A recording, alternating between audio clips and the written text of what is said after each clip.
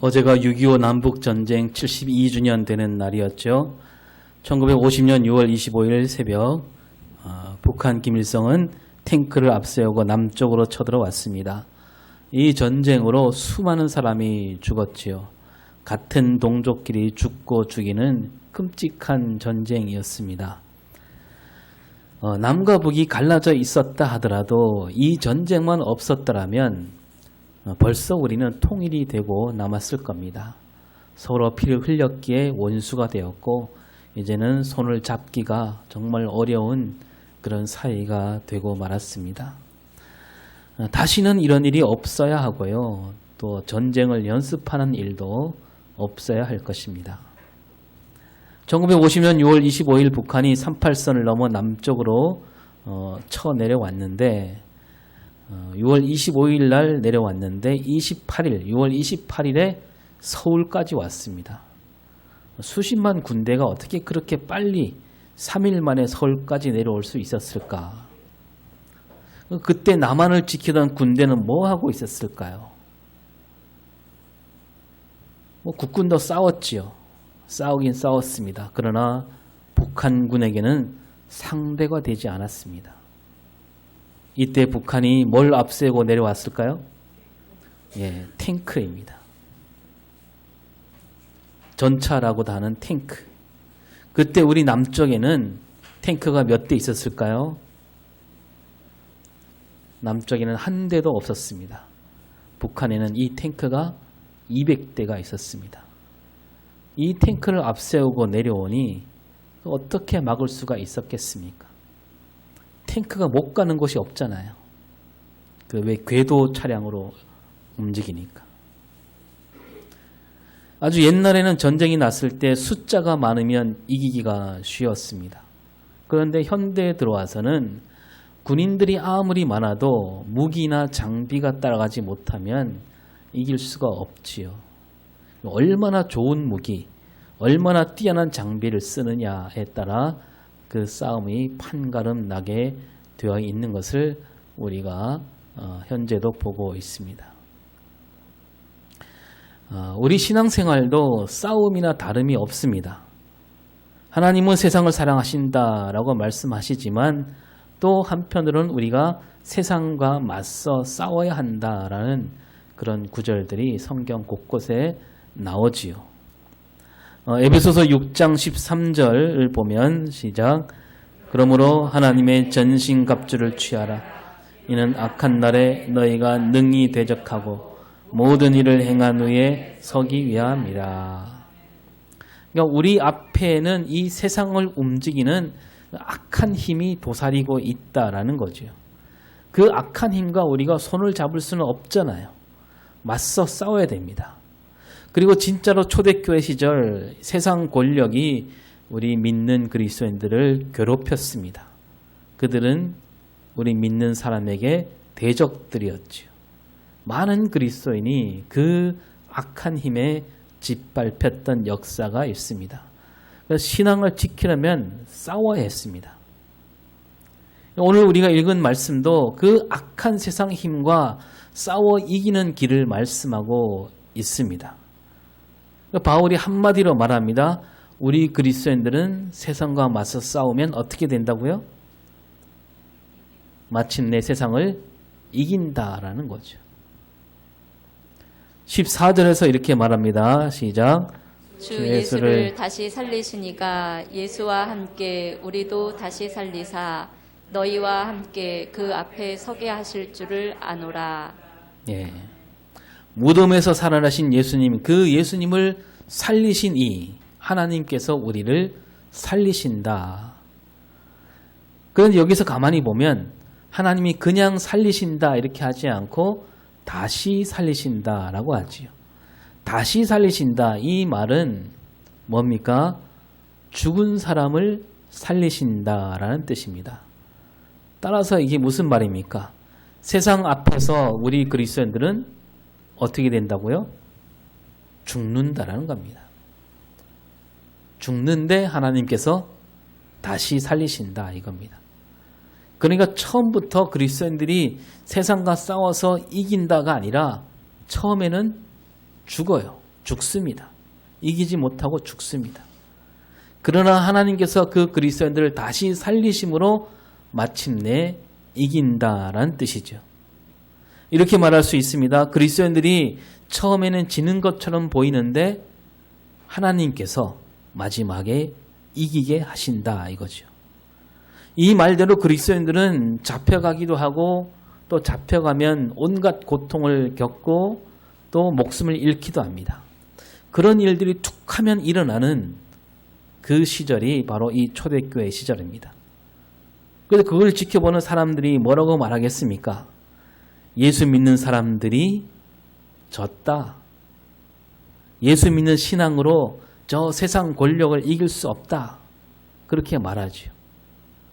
그러나 오늘 말씀은 그게 끝이 아니다 이겁니다. 아직 싸움이 끝나지 않았다. 하나님께서 그리스도인들을 마침내 다시 살려내시고 그리스도인들이 이기게 되어 있다라는 말씀을 하고 있습니다. 바울이 이렇게 오늘 말씀뿐만 아니라 여러 곳에서 그런 말을 합니다. 이렇게 말하고 있지만 예수 믿다가 박해와 고난을 받는 사람들, 또 죽어가는 사람들, 그들은 아직 그 고난과 박해에서 벗어나지 못하는 그런 삶을 살고 있지요. 또 죽은 사람들 가운데 그 죽음에서 살아난 사람들이 그 당시는 얼마나 있을까요? 한 사람도 없어요.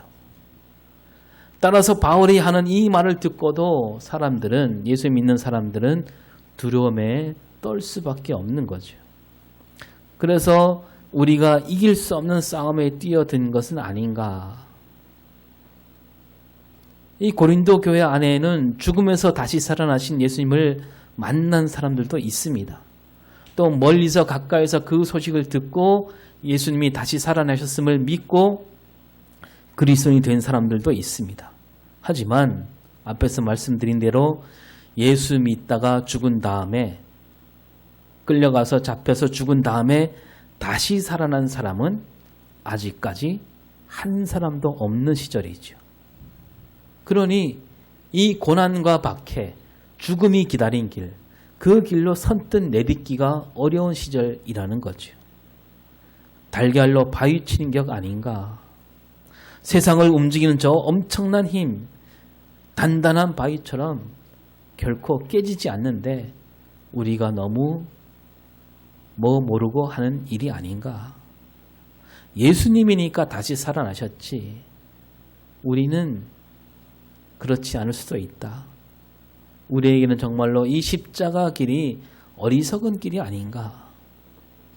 이렇게 생각하는 사람들이 그 당시에 적지 않았다는 거죠. 그래서 낙심이 됩니다. 바울이 이러한 교인들에게 지금 말하고 있는 거예요. 여러 차례 되풀이해서 말합니다. 지금 우리가 지고 있으나 반드시 이기리라. 끝내 이기게 된다. 이런 뜻을 담아서 오늘 말씀의 16절, 17절, 18절 그리고 5장 1절까지 그 같은 말을 되풀이하고 있는 거예요. 이 말씀들은 낙심하지 말라는 뜻으로 외치고 있는 거죠. 그러니까 이 네 구절이 다 같은 뜻인데 조금씩 다르게 말하고 있죠. 그런데 이 구절마다 하나님 마음이 또 바울의 마음이 담긴 구절이고 정말 그 가장 알맞은 말로 그 진리를 담아내고 있습니다. 그 16절 첫머리에 그러므로 우리는 낙심하지 아니하노니 이렇게 시작합니다. 다른 세 구절도 바로 다 이 말에 걸려 있는 거예요. 우리가 낙심하지 않는다. 왜냐하면 이렇게 말하는 거예요. 그래서 우리가 앞으로 읽을 때 16절, 17절, 18절, 5장 1절 한 구절 한 구절 읽을 때마다 제가 앞에서 그러므로 우리가 낙심하지 아니하노니 하면 여러분이 그들을 읽어주시면 되겠습니다. 그러면 16절을 봅니다. 그러므로 우리가 낙심하지 아니하노니 우리의 겉사람은 낡아지나 우리의 속사람은 날로 새로워지도다. 예. 그리스도인들이 끌려가고 잡혀가고 다치고 죽는다 해도 우리는 낙심하지 않는다. 왜? 그것은 겉사람일 뿐이다라는 겁니다. 예수 믿는 사람에게는 바로 겉사람이 있는가 하면 또한 속사람이 있다는 거죠. 겉사람은 눈에 보이죠. 속사람은 보이지는 않습니다. 이 겉사람은 뭐 그냥 가만히 두어도 늙어가지 않습니까? 죽음으로 가게 되어 있습니다. 그리고 고난을 겪고 어려움을 겪으면 겉사람은 더 빨리 상하게 되어 있습니다. 그러나 우리 속사람은 늘 새로워진다. 속사람은 낡아지지도 않고 늙지도 않습니다. 왜 그런 노래 있죠? 우린 늙어가는 것이 아니라 익어가는 겁니다. 이 가수가 이 뜻을 알고 부르는지는 모르겠으나 우리 믿는 사람에게 있는 이 속사람은 세월이 흐르면 흐를수록 더 새로워진다는 겁니다. 그리고 고난이나 어려움을 만나면 더 새로워집니다. 그래서 로마서 5장 3절 4절을 볼까요? 시작. 다만 이뿐 아니라 우리가 환난 중에도 즐거워하나니 이는 환난은 인내를, 인내는 연단을, 연단은 소망을 이루는 줄 알미로다. 예, 우리 겉사람은 환난을 겪지만 우리 속사람은 그 환난 가운데서 인내를 배운다는 거예요. 그리고 그 인내는 연단을 이루고 연단은 마침내 소망을 이룬다는 겁니다. 그리고 고린도후서 5장 18절에서 이렇게 말하지요. 시작. 그런즉 누구든지 그리스도 안에 있으면 새로운 피조물이라 이전 것은 지나갔으니 보라 새 것이 되었도다. 예. 보라 뭐가 되었다고요? 새 것이 되었다 그럽니다. 그러니까 속사람과 새 것 같은 뜻이죠. 예수 믿는 사람들이 잡혀가서 몸이 상합니다. 죽기도 합니다. 그래도 낙심하지 않을 것은 그것은 겉사람이니까. 그럴수록 우리 믿는 사람들 속사람은 날로 새 것이 되고 날로 새로워지기 때문이라는 겁니다. 여러분 오늘도 마찬가지 아닙니까? 세상 사람들은 늙어가는 몸을 보며 안타까워하지요. 늙지 않으려고 기를 씁니다. 어떻게 하면 주름을 덜 보이게 할까? 뭐 주사도 맞고 젊어 보인다 그러면 그렇게 좋아하지 않습니까? 젊게 보이려고 엄청난 돈을 쏟아붓습니다. 그런다고 안 늙습니까? 세월을 이기는 장사 없다 그러지 않습니까? 그들이 왜 그럴까요? 그들에게는 속사람이 없으니 겉으로 보이는 것, 늙어가는 그 겉으로 보이는 것을 어떻게든 세월을 붙잡아 두려고 거기에 온 힘을 기울이고 있습니다. 우리는 다릅니다. 우리는 새 것이 되었습니다. 우리에게는 속사람이 있습니다. 우리 안에 있는 하나님 형상은 날로 날로 새로워지고 있다는 거죠. 그리고 우리가 신앙을 지키려면 많은 어려움을 겪습니다. 속상한 일도 많지요. 손해도 봐야 됩니다. 하고 싶은 말도 참아야 됩니다. 막 속이 문드러지도록 참아야 돼요. 그리고 나와 내 가족뿐 아니라 다른 사람도 돌봐야 됩니다. 쑥독해야 되고 가두리도 가야 되지만 교회 봉사도 해야 됩니다. 다른 사람보다 눈코 뜰 새 없이 바쁘지요. 그런 생각이 들 수 있어요. 아, 안 믿는 사람보다 우리가 더 빨리 늙을지도 모르겠다. 그러나 그렇지 않습니다.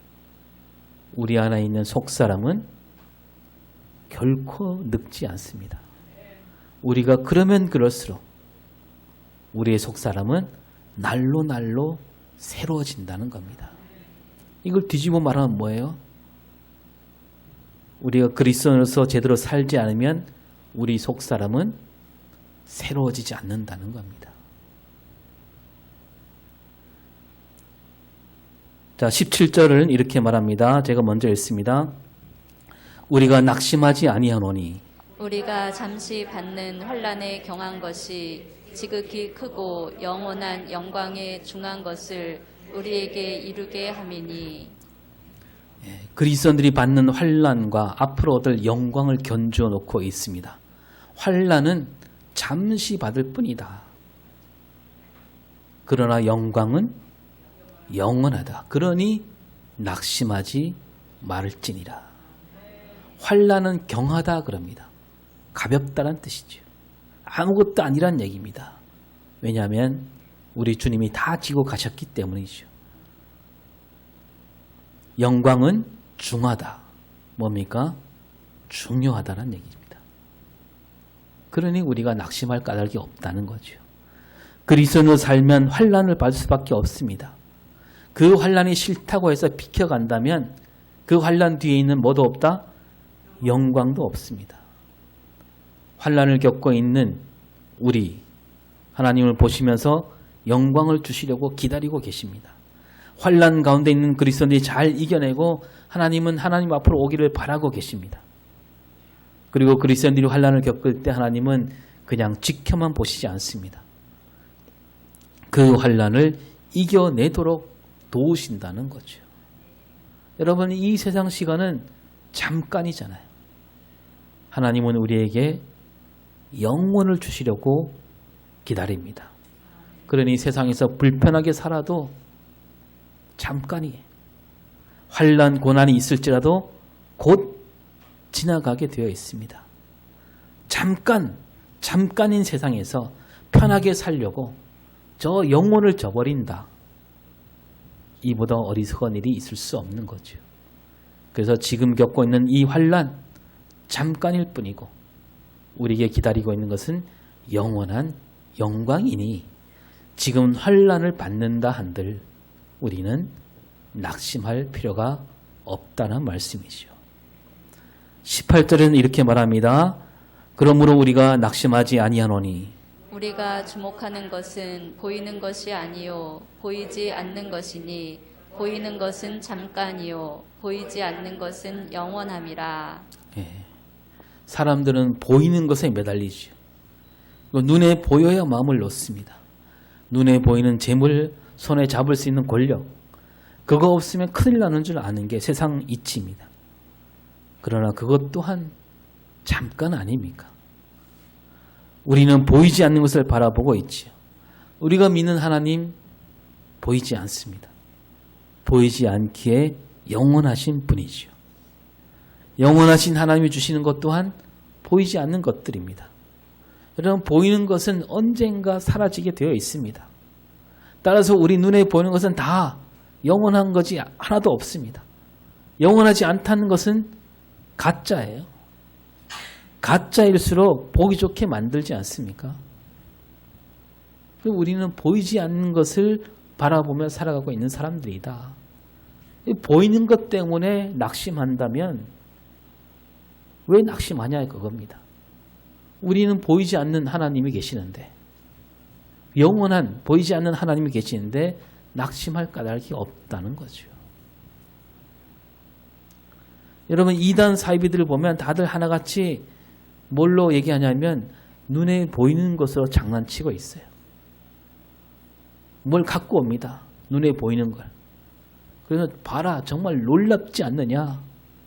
막 이상한 영상을 보여주면서 자기들에게 진리가 있다고 그럽니다. 사람들은 그걸 보고 거기에 넘어가지요. 뭐 천국이 보인다느니 환상이 보인다느니 천사가 보인다느니 여러분, 거기에 넘어가서는 안 됩니다. 우리는 보이는 것이 아니라 보이지 않는 것을 바라보는 사람들이에요. 아니, 보이지 않으니까 우리 믿는 거죠. 보이는 것을 믿는 게 아니잖아요. 그냥 있는 거죠. 컵이 여기 있다. 여러분 믿어요? 저는 컵이 여기 있는 줄로 믿습니다. 그럽니까? 그 믿음이 아니잖아요. 우리는 보이지 않는 것을 믿는 사람들이에요. 우리가 눈에 보기에 환난을 받고 어려움을 겪고 있는데 그 보이는 것보다는 그 뒤에 보이지 않는 하나님, 그 하나님이 함께 하시는 것을 우리가 바라보고 있으니 우리가 어찌 낙심하겠느냐, 그 말씀이죠. 자, 5장 1절에서 우리가 낙심하지 아니하노니 만일 땅에 있는 우리의 장막집이 무너지면 하나님께서 지으신 집 곧 손으로 지은 것이 아니요 하늘에 있는 영원한 집이 우리에게 있는 줄 아느니라. 예. 우리가 왜 낙심할 필요가 없느냐? 우리 이 땅에 있는 장막집이 무너진다 해도 우리에게는 하나님이 주시는 하늘에 있는 집이 있으니까. 여러분, 땅에 있는 장막집이 무너지면 하늘에 있는 영원한 집이 우리에게 있다. 이 말씀. 여러분, 땅에 있는 장막집이 무너지지 않는다면 하늘에 있는 영원한 집도 없다는 뜻 아닙니까? 여기서 말하는 장막집은 이 땅을 가리킵니다. 이 땅에 사는 삶을 가리키죠. 세상 사람들은 이 땅에 있는 장막집을 붙들고 살아갑니다. 그래서 이 땅에서 어떻게든지 떵떵거리며 살기를 바랍니다. 그래서 이 땅이 전부인 줄 알지요. 그래서 더 큰 집을 마련하고 애를 쓰며 사는 게 세상 사람들 아닙니까? 집값이 왜 자꾸 오르기만 할까요? 다들 더 좋은 집, 더 큰 집을 얻으려고 하니까 오를 수밖에 없습니다. 그리고 그 부동산을 움직이는 세력이 있어요. 그들은 우리 사회를 들었다 놨다 하는 힘을 갖고 있습니다. 더 좋은 집, 더 큰 집을 얻으려는 사람들, 그 마음을 꿰뚫어 보고 그 사람들 마음을 갖고 노는 거죠. 그 집값이 내려갈 리가 없습니다. 이 땅에 미련을 버리지 못한 사람들, 여러분, 영원한 집은 결코 얻지 못한다는 거죠. 또 이 구절에서 장막집은 우리 몸을 가리키기도 합니다. 초대교회 성도들은 자기 몸을 불살랐지요. 자기 몸에 미련을 두지 않아야 된다는 겁니다. 몸을 바쳐서 복음을 알렸습니다. 진리를 위해서 몸을 바쳤지요. 그런 사람에게 저 하늘에 영원한 집, 영원한 몸이 있다라는 말씀입니다. 따라서 지금 갖고 있는 이 몸이 무너진다 한들 우리에게는 새로운 몸이 있으니 낙심할 까닭이 없다는 거죠. 고린도전서 15장 50절은 이렇게 말합니다. 시작. 형제들아, 내가 이것을 말하노니 혈과 육은 하나님 나라를 이어받을 수 없고 또한 썩는 것은 썩지 아니하는 것을 유업으로 받지 못하느니라. 지금 우리에게 있는 혈과 육으로는 하나님 나라를 이어받을 수 없다라는 거죠. 왜냐하면 우리 몸은 썩기 마련이기 때문에 썩는 것으로는 썩지 아니한 것을 이어받지 못한다는 거예요. 헌 부대에 새 포도주를 담으면 어떻게 될까요? 다 버리게. 포도주도 버리고 부대도 버립니다. 51절 고린도전서 15장 51절 52절 시작. 보라, 내가 너희에게 비밀을 말하노니 우리가 다 잠잘 것이 아니요 마지막 나팔의 순식간에 홀연히 다 변화되리니 나팔 소리가 나매 죽은 자들이 썩지 아니할 것으로 다시 살아나고 우리도 변화되리라. 우리가 다시 살아날 때 썩지 아니할 것으로 살게 된다. 그리고 이것은 비밀이다 그럽니다. 왜냐하면 예수 믿지 않는 사람들은 결코 알 수 없는 일이기 때문에 비밀이죠. 그러나 우리 믿는 사람들 마지막 나팔 소리에 갑자기 다 바뀌게 됩니다. 그때 예수 안에서 죽은 자들이 다시는 썩지 아니할 것으로 다시 살아나게 된다는 거죠. 그때 살아있는 사람들도 그 몸이 변화돼서 새로운 몸을 입게 되는 겁니다. 그리고 15장 53절에 다시 이렇게 말합니다. 시작. 이 썩을 것이 반드시 썩지 아니할 것을 입겠고 이 죽을 것이 죽지 아니함을 입으리로다. 예. 이 썩을 것이 이제는 썩지 아니할 것으로 입겠고 죽을 것이 죽지 아니함을 입게 된다. 반드시 그렇게 된다. 예수님이 보여주셨잖아요. 십자가 달려서 물과 피를 다 흘리고 죽으셨습니다. 그런데 다시 살아나셨지요. 다시 살아나실 때는 빛나는 모습으로 살아나셨습니다.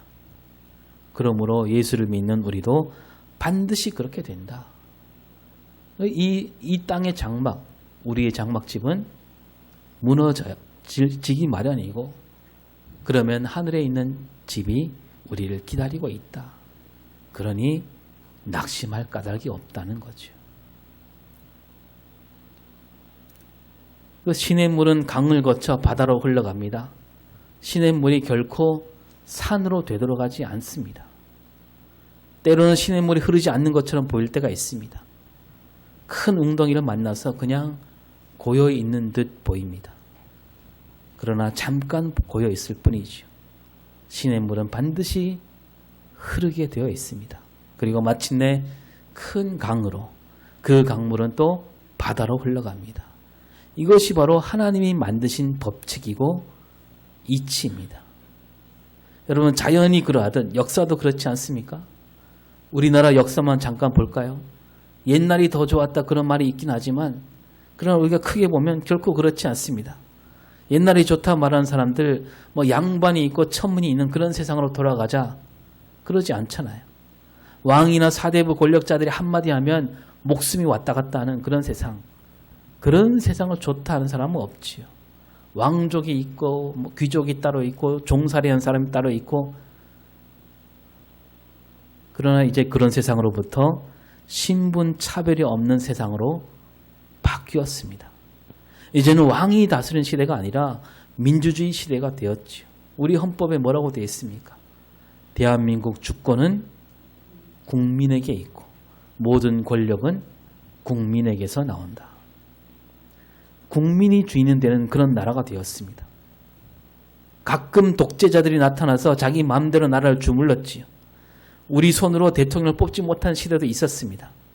그래서 그때를 보면 역사가 거꾸로, 마치 시냇물이 거꾸로 산으로 올라가는 것 같이 보였습니다.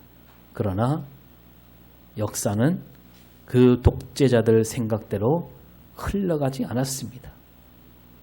이제 다시는 독재자가 나타날 수 없는 나라로 바뀌었잖아요. 그때 그 독재 권력에 빌부터 단물 빨아먹던 사람들, 이제는 앞에 나서기가 어려운 시대가 되었습니다. 아직도 재벌과 기득권 세력이 우리 사회를 쥐락펴락하는 듯 보입니다.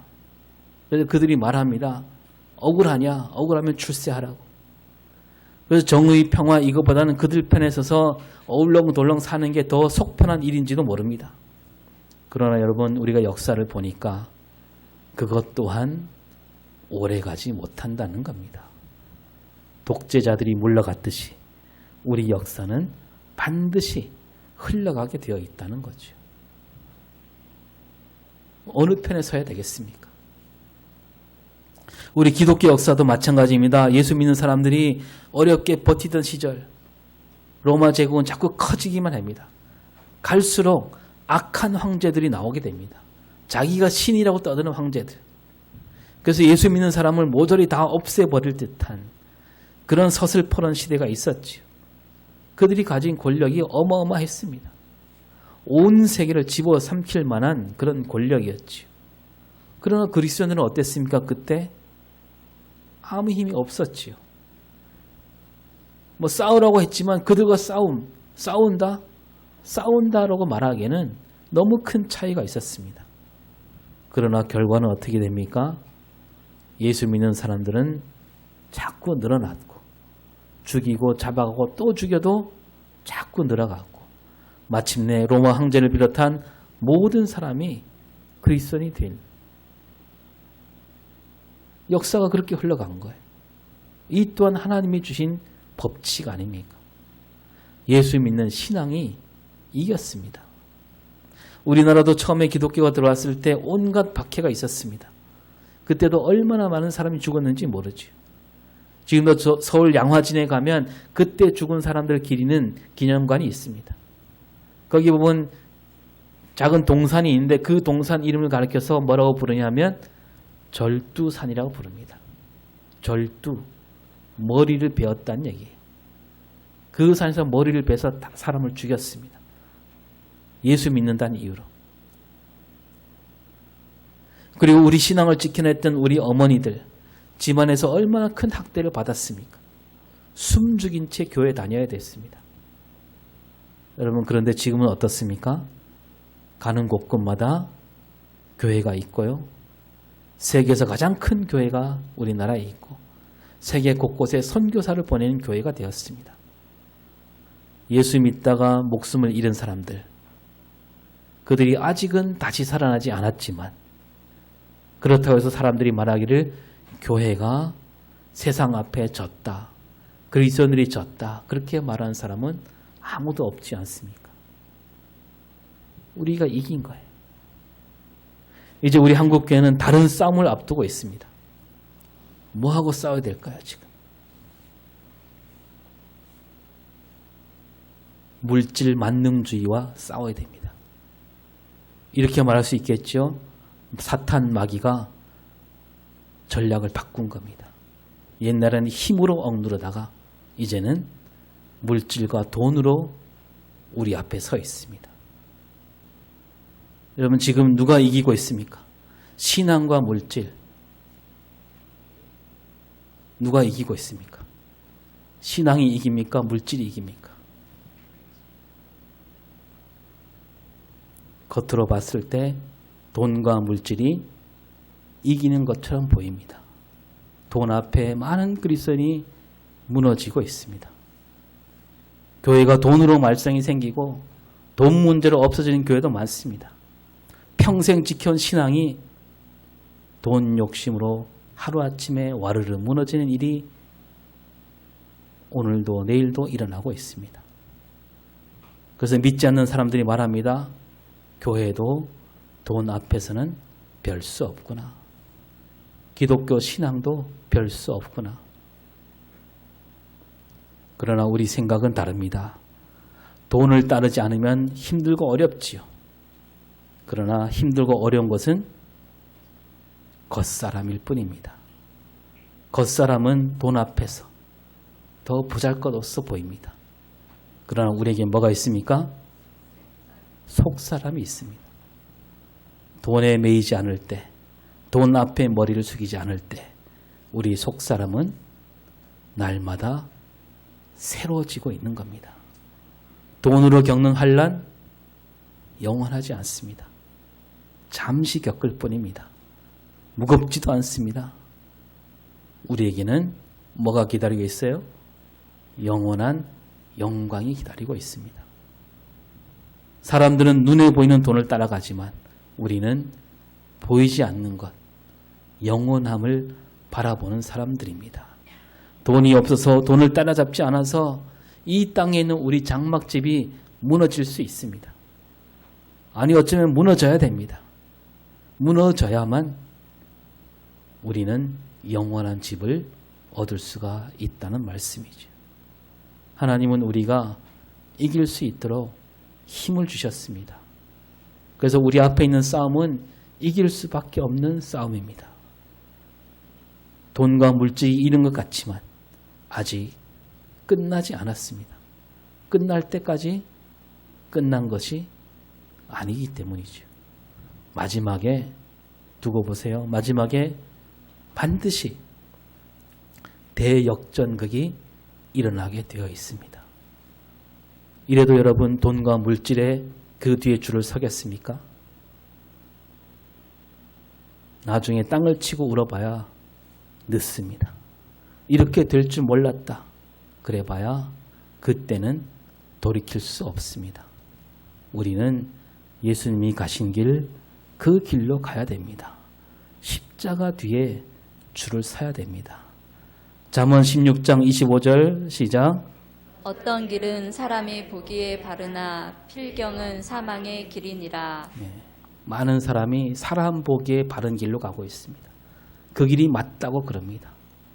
그러나 그 길은 필경 사망으로 가는 길. 몇 주 전에 우리가 나눈 말씀 요한일서 5장 4절 읽고 마치겠습니다. 시작. 무릇 하나님께로부터 난 자마다 세상을 이기는 승리는 이것이니 우리의 믿음이니라. 아멘. 하나님, 저 옛날 그리스도인들은 세상 권력과 맞서 싸웠습니다. 지는 것처럼 보였지만 그들이 마침내 이겨낸 역사를 우리에게 알려주고 있습니다. 오늘도 세상이 우리를 이기는 것처럼 보입니다.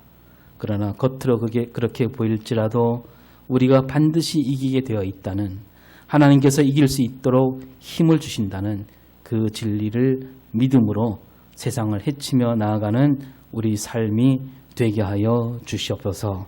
감사드리며 예수 그리스도 이름으로 기도드립니다. 아멘.